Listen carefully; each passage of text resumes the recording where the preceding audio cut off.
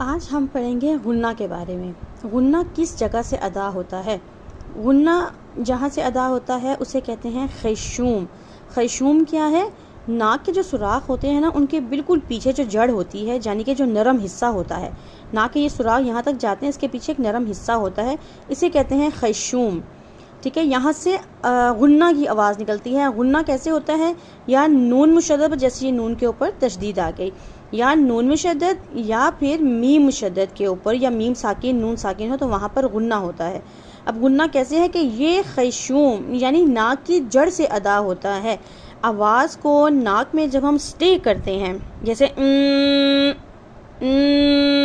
آپ لوگ جیسے یہ ہمارا این لکھتے ہیں نا ہم انگلش میں، اس این کی جب ہم ساؤنڈ پڑھتے ہیں تو ہم بولتے ہیں اس طرح سے کرنے کو غنہ کرنا کہتے ہیں، جس کی مقدار ایک الف کے برابر ہوتی ہے، اور تو اس کو کہتے ہیں کہ خیشوم۔ غنہ کہاں سے؟ غنہ کے ساتھ خود کوئی حرف ادا نہیں ہوتا اس جگہ سے، یعنی کہ وہاں سے صرف غنہ ہی نکلتا ہے، کسی حرف کی ادائیگی نہیں ہوتی، تو اسے کہتے ہیں خیشوم، یعنی کہ غنہ کرنے کی جگہ۔ غنے کا مخرج کہاں سے ادا ہوتا ہے؟ اس حصے سے جو نرم حصہ ہوتا ہے، جیسے ان اللہ، ان الذین، محمد،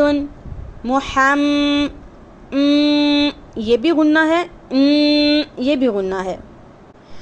امید ہے کہ آپ کو غنے کا صحیح طرح سے سمجھ میں آ گیا ہوگا کہ غنہ کس جگہ سے ادا ہوتا ہے، اس کی مقدار کتنی ہے، اور اسے کیسے ادا کیا جاتا ہے۔ جس بھی نون یا میم ساکن یا نون کے اوپر مشدد ہو اس جگہ پر غنہ کیا جاتا ہے۔